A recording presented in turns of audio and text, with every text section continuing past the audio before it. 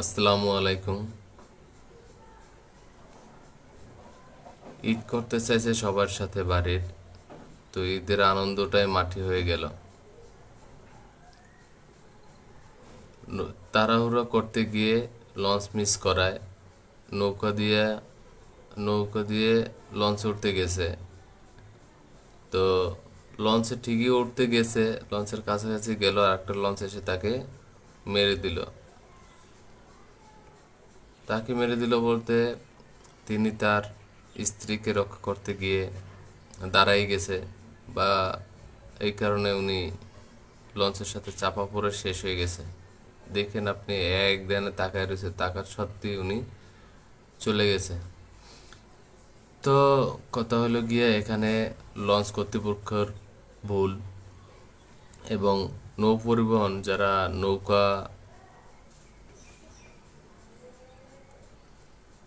নৌকা দিয়ে পারাপার করে, ওদের সব থেকে হচ্ছে যে বড় ভুল। ওরা জানে লঞ্চ যদি একটার সাথে একটা বাজে, কোন অ্যাঙ্গেলে বাজে এগুলো কিন্তু ওরা জানে।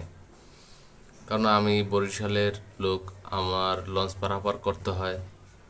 আমরা জানি লঞ্চ কোন কোন কোন অ্যাঙ্গেলে বাজে, বা কোন কোন অ্যাঙ্গেলে একটা একটা আরেকটার সাথে ধাক্কা খায়।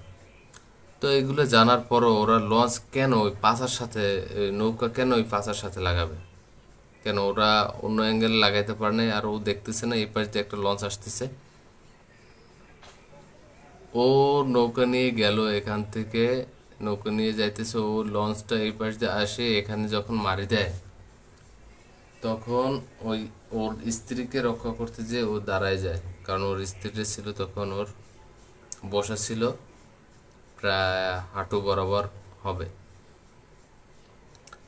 তো ও একটা বোকামি করছে, বউকে যদি আর একটু নুইতে বলতো, ও যদি এখান থেকে লাভ দিত বা ও যদি বসে পড়তো, তাহলে হয়তো বা বেঁচে যেত। যাই হোক, আল্লাহ তালা বাঁচায় রাখে নাই।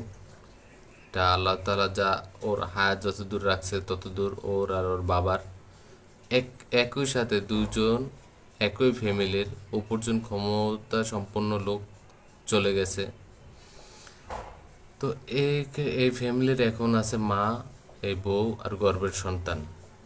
এদের দেখাশোনা কে করবে, আর কিভাবে তাদের সংসার চলবে, কিভাবে ভবিষ্যৎ প্রজন্ম যে আসতেছে তার লেখাপড়া, খানা দানা, এগুলো কিভাবে চলবে?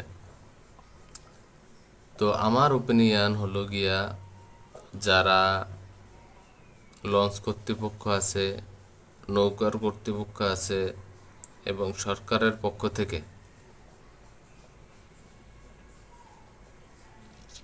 লঞ্চ কর্তৃপক্ষ, নৌকা কর্তৃপক্ষ এবং সরকারের পক্ষ থেকে ওদের ওদের যতদিন এই ছেলেটা উপার্জন না করতে পারে, এবং লেখাপড়া এবং ভরণ পোষণ যা আছে সব ইত্যাদি ইত্যাদি, এই লঞ্চ কর্তৃপক্ষ, নৌ কর্তৃপক্ষ এবং সরকারের বহন করতে হবে। আহামরি তত খরচ লাগবে না, তারপরও যা যত সমস্যা আছে সব সমাধান করতে হবে, একসাথে টাকা দিয়ে দিলেই হবে না। তাদের থাকার জায়গাটা করে দিতে হবে। দেখেন, এই ভুলগুলো আপনাদের, এই ভুলগুলা অবশ্যই আপনাদের। আপনাদের উচিত ছিল যে আপনারা মুখেই বলেন যে সব কিছু নিরাপদ আছে, সব কিছু ঠিক আছে, কোনো জয় ঝামেলা নাই। আপনি দেখেন এই যে বাসগুলো দেখেন, কত মানুষ হয়রানি হইতেছে। যাবে আপনার, ধরেন সাধারণত একটা বুঝাইতেছি, ধরেন আমি ঢাকা দিয়ে যাইতেছি, আমি যাব পটুয়াখালী, আমাকে নামাই দিচ্ছে বরিশাল। কিন্তু এটা বাসটা হচ্ছে কিন্তু কুয়াকাটার বাস, আমাদের পটুয়াখালী হয়ে যাবে, কিন্তু আমাকে নামাই দিচ্ছে বরিশাল। কারণ বরিশালের ওদিকে মাত্র দুজন যাত্রী আছি, পটুয়াখালী শাখারের পাঁচজন যাত্রী নামাই দিবে কোথায়? বরিশাল। টাকাও ফুল নেবে, টাকাও দিবে না। এটা তো একটা হয়রানি।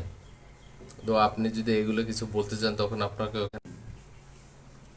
আপনি যদি কিছু বলতে চান ওখানে আপনাকে মারধর করবে, মানুষজন দিয়ে অপমান করবে, তো আপনার যে কোনো একটা সমস্যা করবে, এই কারণে মানুষ ওখানে বেশি একটা কথাও বলে না। তো আমার কথা হয়েছে, এগুলো যখন পুলিশ প্রশাসন বা একটা সরকার ক্ষমতায় থাকে তখন তারা নিয়ন্ত্রণ করে, তারাই তো এগুলা জনগণের নিরাপত্তা দিবে। তারা কোথায়? দেখি না ভাই, তাদেরকে দেখি না। যাক, যে প্রসঙ্গে কথা বলতেছিলাম, এই যে সোহেল ভাই এবং তার বাবা আল্লাহর কাছে চলে গেছেন, ইন্না লিল্লাহি ওয়া ইন্না ইলাইহি রাজিউন, তারা তাদের আত্মার মাগফিরাত কামনা করি। এবং যারা দুনিয়াতে বেঁচে আছেন তাদের ভরণ পোষণ পুরোটাই সরকার এবং লঞ্চ কর্তৃপক্ষ, নৌ পরিবহন কর্তৃপক্ষ এরা নিবে। তো এটুকুই। আমার সাথে যারা যারা একমত তারা কমেন্ট করবেন এবং জনাব তারেক রহমান এর কাছাকাছি পৌঁছে দেওয়ার চেষ্টা করবেন। আসসালামু আলাইকুম।